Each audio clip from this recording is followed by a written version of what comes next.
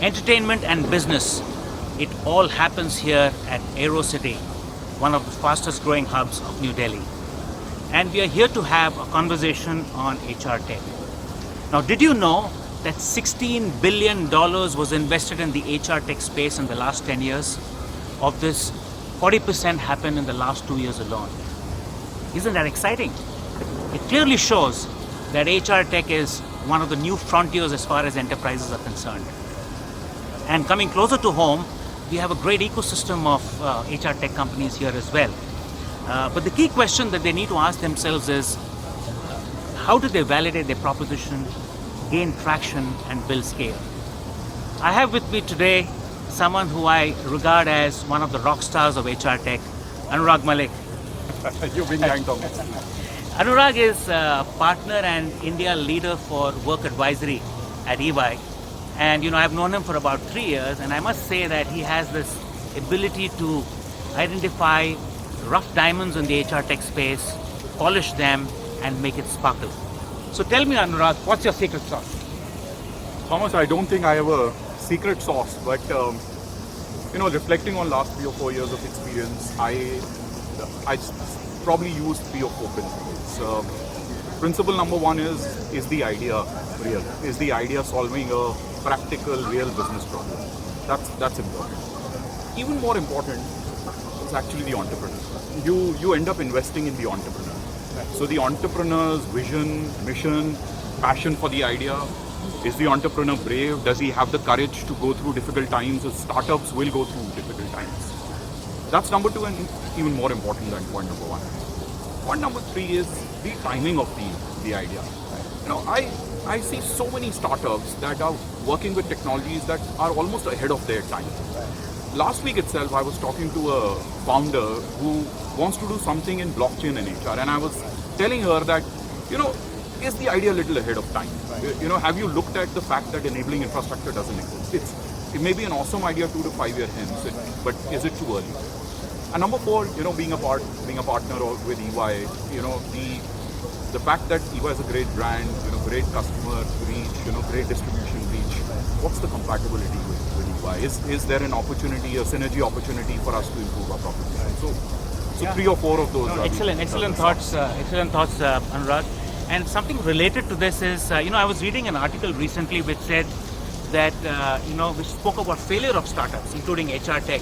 And it said that over 40% of them fail because the proposition is not yet ready for the market. Something that you spoke about. Yep. So, I mean, that's really scary, right? What would be your guidance to someone who wants to start an HR tech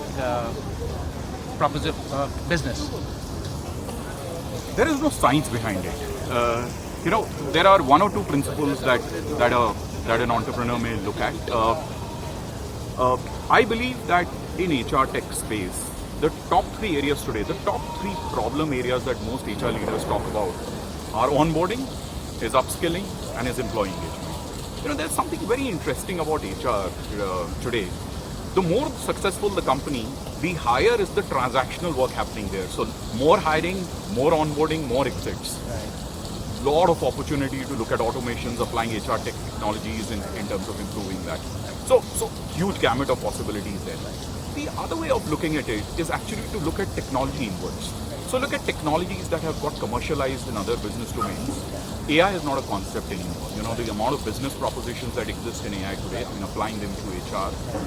The standard Uberization principle, connecting demand with supply, a hiring opportunity, a gig opportunity, or even big data. Today still softwares don't exist that are able to interpret patterns of data for HR decision making. So look at trends, look at what's happening, what's the demand in the market, and look for ideas there. Yeah, wonderful. So another very interesting or important area for organizations is, it's easy for anyone to buy technology, but making it work is a big challenge. And that would apply to HR tech as well. When you look at HR tech, the employee is really the key. So how engaged are the employees to really make it happen?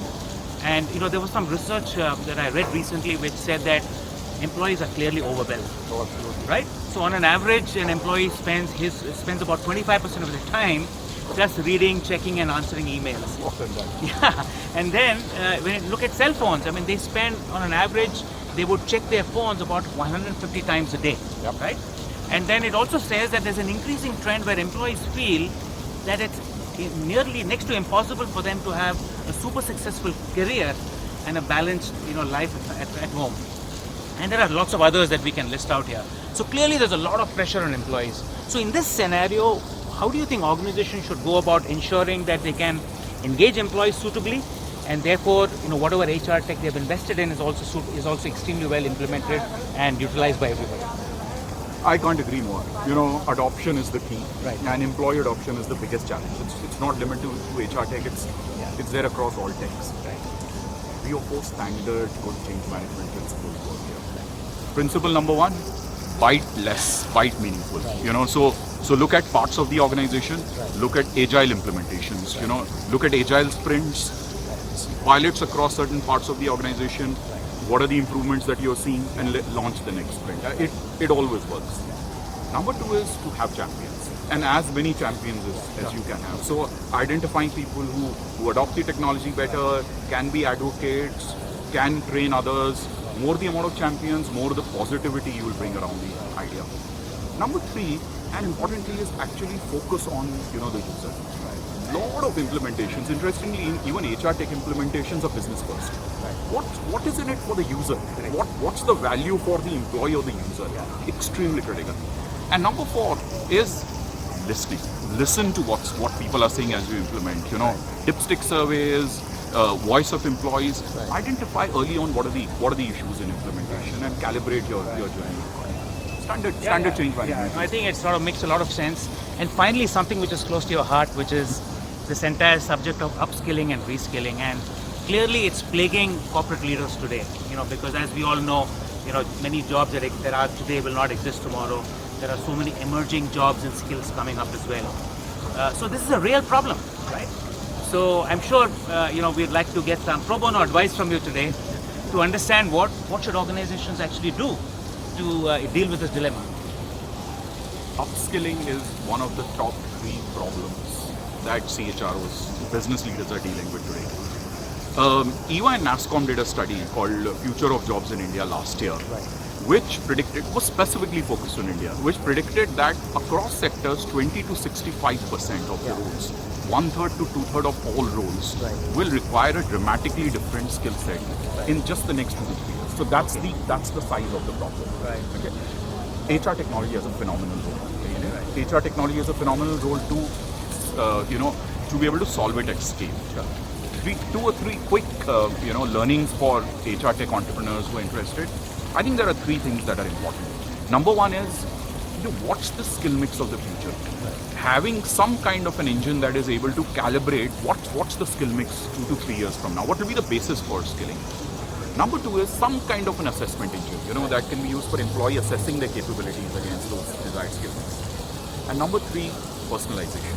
If you can personalize learning to an employee, you can make it that much more meaningful.